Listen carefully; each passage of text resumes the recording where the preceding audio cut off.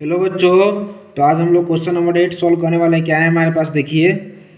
अ statue 1.6 metre toll, ठीक है, stands on the top of the pedestal from a point on the ground.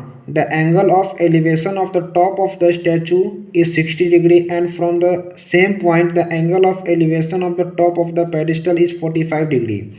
Find the height of the pedestal.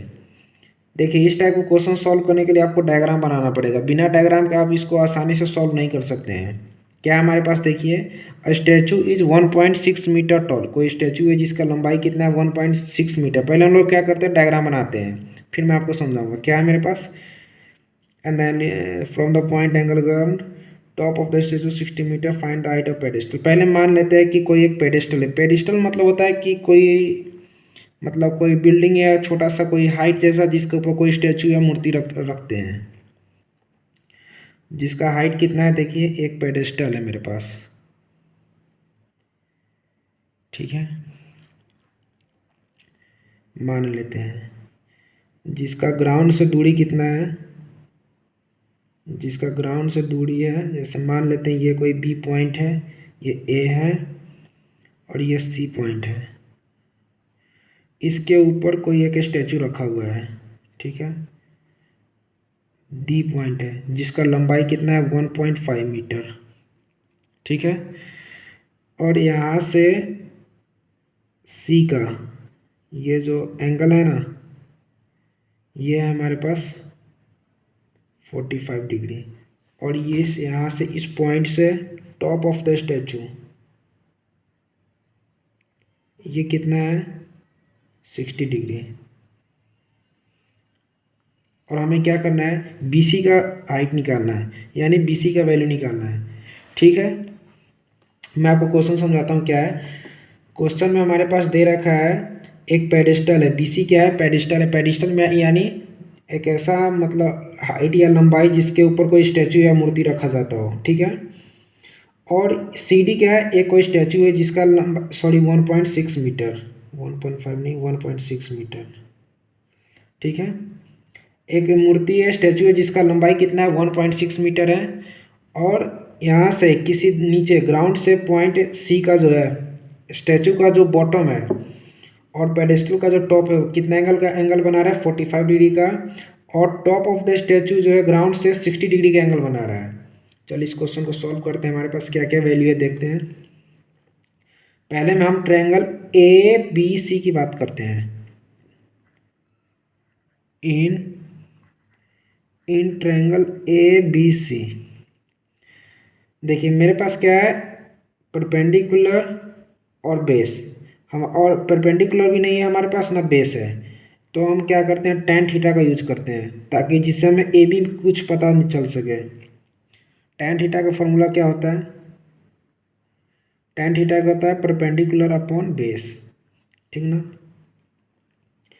अब हम लोग in triangle ABC की बात कर रहे हैं, तो tan 45 डिग्री क्या देगा, tan 45 degree is equal to क्या हो जाएगा, BC अपॉन AB। यहाँ तो कोई दिक्कत नहीं होना चाहिए। अब tan 45 डिग्री का वैल्यू कितना होता है, 1 is equal to BC upon AB। तो यहाँ से AB is equal to BC मेरे पास आ गया, ठीक है, यानी AB is equal to BC। ये मेरे पास इक्वेशन नंबर फर्स्ट है, ठीक है। अब हम बात करते हैं इन ट्रायंगल ADB या ABD, इन ट्रायंगल ABD की बात करते हैं, ठीक है। यहाँ पे tan 60 डिग्री, tan 60 डिग्री कितना हो जाएगा, देखिए, BD अपॉन AB, ठीक है। यहाँ तक कोई दिक्कत नहीं होना चाहिए। BD upon AB, tan 60 degree का वैल्यू क्या होता है, √3 इज इक्वल टू BD का वैल्यू हमें नहीं पता है, या इसको BD को क्या लिख सकते हैं, देखिए, BD को क्या लिख सकते हैं, BC प्लस 1.6 लिख सकते हैं। बी डी क्या है, B C plus 1/6। B D की जगह पे क्या लिख सकते हैं, B C plus 1/6 upon A B. और हमने फर्स्ट इक्वेशन से क्या निकाला है, A B is equal to B C, यानी ए बी की जगह पे हम लोग क्या लिख सकते हैं, बी सी लिख सकते हैं, बिल्कुल लिख सकते हैं। देखिए क्या हो जाएगा, √3 is equal to B C plus 1/6 upon A B की जगह पे क्या लिखने वाले, B C, B C from equation first. ठीक है, और क्या करते हैं आपस में क्रॉस मल्टीप्लाई इनका कराते हैं, क्या आएगा फाइनली वैल्यू देखिए, B C .√3 is equal to B C plus 1/6। ठीक है, यहाँ तक कोई दिक्कत नहीं होना चाहिए। अब बी सी वाले क्या करते हैं, इधर भेज देते हैं, क्या आ जाएगा, B C √3 minus B C is equal to 1/6। इन दोनों में से क्या करते हैं, बी सी को कॉमन ले लेते हैं। बी सी अगर कॉमन ले ले तो अंदर क्या बचेगा, √3 minus 1 is equal to 1/6। B C is equal to 1/6 upon √3 minus 1, sorry यहाँ दो बार रूट हो गया, √3 माइनस 1।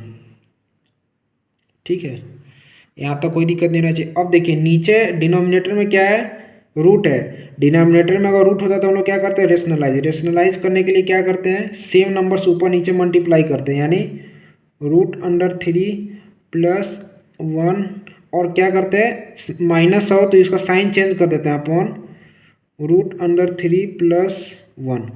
अगर वैसे भी देखा जाए, अगर इनको डिवाइड करते तो क्या आ जाएगा, 1, और किसी भी नंबर में 1 से मल्टीप्लाई करने के बाद वही सेम नंबर रह जाता है। अब नीचे देखिए क्या है, A plus B into A minus B. अब A square minus B square is equal to क्या होता है, A plus B into A minus B. ठीक है, यहाँ तो कोई दिक्कत नहीं होना चाहिए।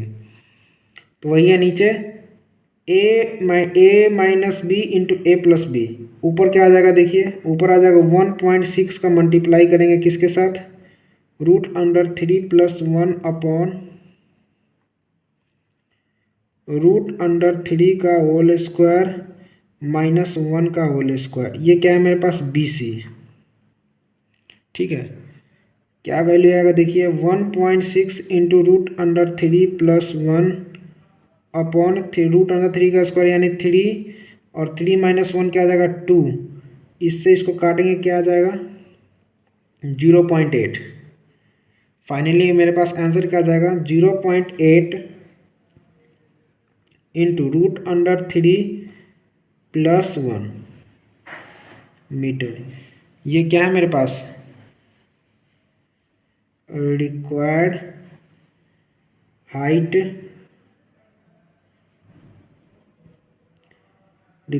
Of a pedestal.